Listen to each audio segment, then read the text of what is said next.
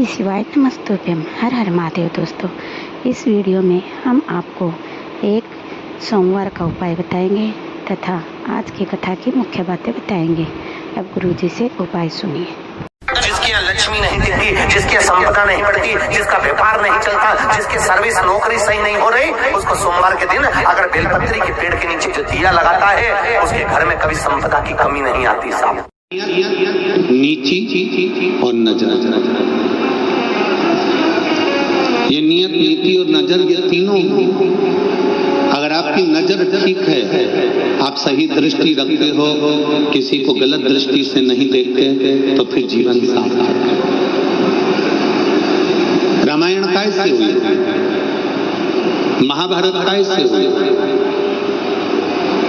रामायण होने का कारण क्या था?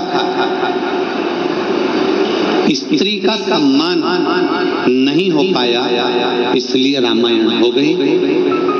स्त्री का सम्मान नहीं हो पाया तो महाभारत हो गई।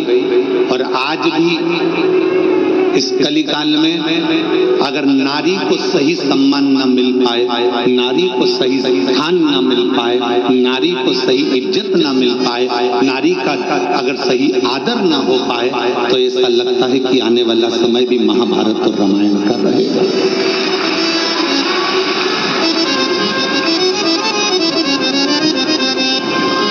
रामायण होने का कारण क्या था? माता सीता को सम्मान नहीं मिला, एक स्त्री को सम्मान नहीं मिला, एक स्त्री को आदर नहीं मिला।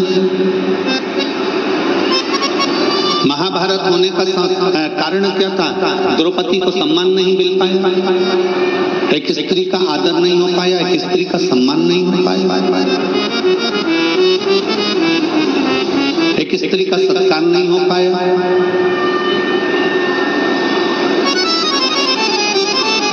उसमें भी ये तीन चीजें बिगड़ी थी। रावण की नीयत बिगड़ गई थी, कौरवों की नीति बिगड़ गई थी, और जितने सभासद थे उनकी नजर बिगड़ गई थी। आप क्या देख रहे हो?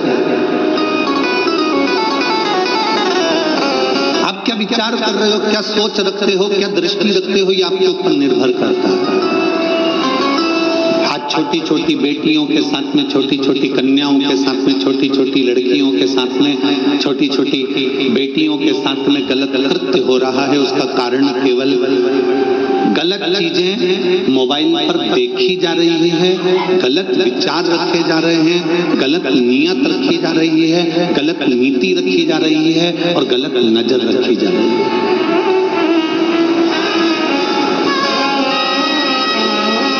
गलत नीति से, गलत नियत से, गलत नजर से ये बेटियों के साथ में हुआ है।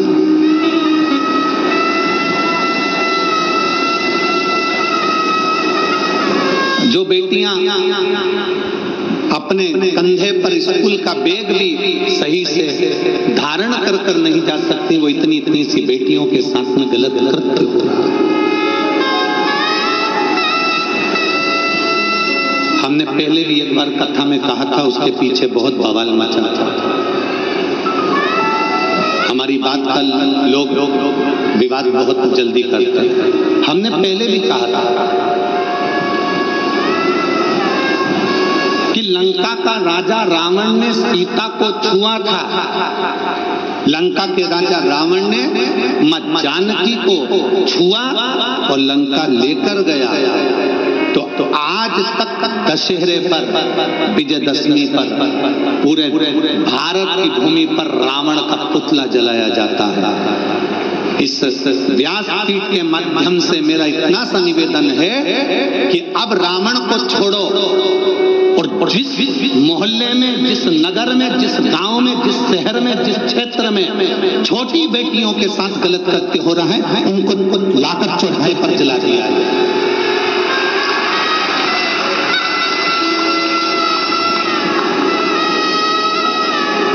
उनको ले जाकर उनके पुतले को नहीं, जो छोटी बेटियों की इज्जत करना भूल गए, जो नारी का सम्मान करना भूल गए, जो स्त्री का आदर करना भूल गए, केवल एक स्त्री के चक्कर में रामायण हुई, केवल एक स्त्री के चक्कर में महाभारत हुई, और आने वाला समय भी कोई साधारण नहीं है।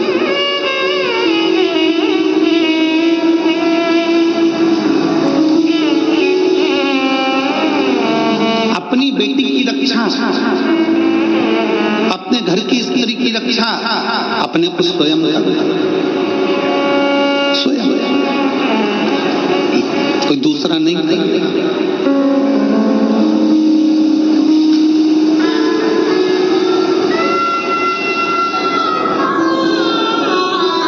अपने घर की बेटी की रक्षा अपने को स्वयं करना पड़ेगा, कोई दूसरा नहीं करेगा। बेटी को अगर कॉलेज पढ़ने भेज रहे हो, बेटी को अगर स्कूल पढ़ने भेज रहे हो, तो निवेदन है अपने घर की बेटी को तलवार सिखाने भी जरूर भेजिए, एक भाला सिखाने भी जरूर भेजिए, डंडे चलाना भी जरूर भेजिए, कराटे चलाना भी जरूर भेजिए। उस बेटी को आत्मबल दीजिए।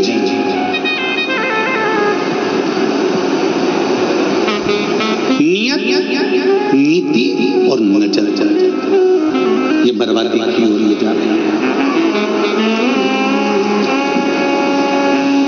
कितना सुंदर परिवार है भगवान शंकर का। शिव जी की बेटी अशोक सुंदरी,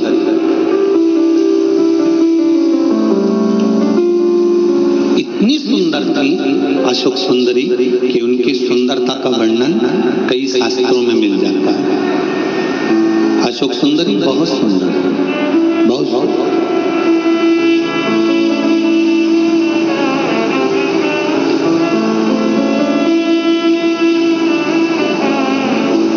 एक असुर राक्षस ने अशोक सुंदरी को देखा, बड़ी सुंदर थी देखते,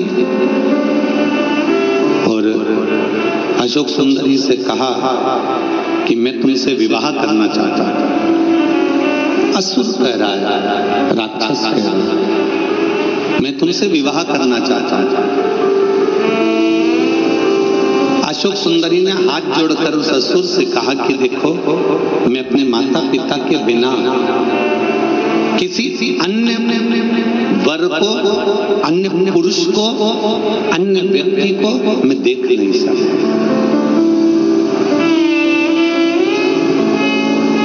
उस असुर ने कहा कि तुम इस वन में घूम रही हो,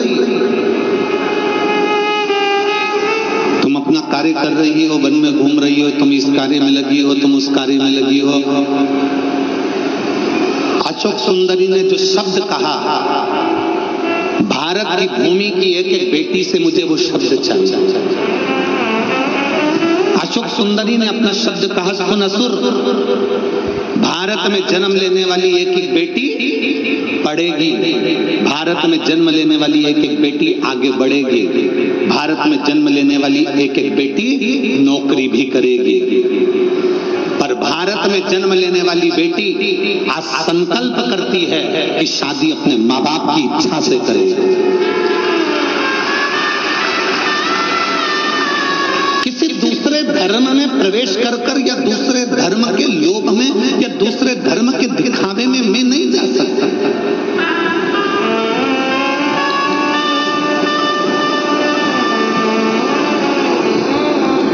मैं दूसरे धर्म के दिखावे में नहीं जाऊंगी।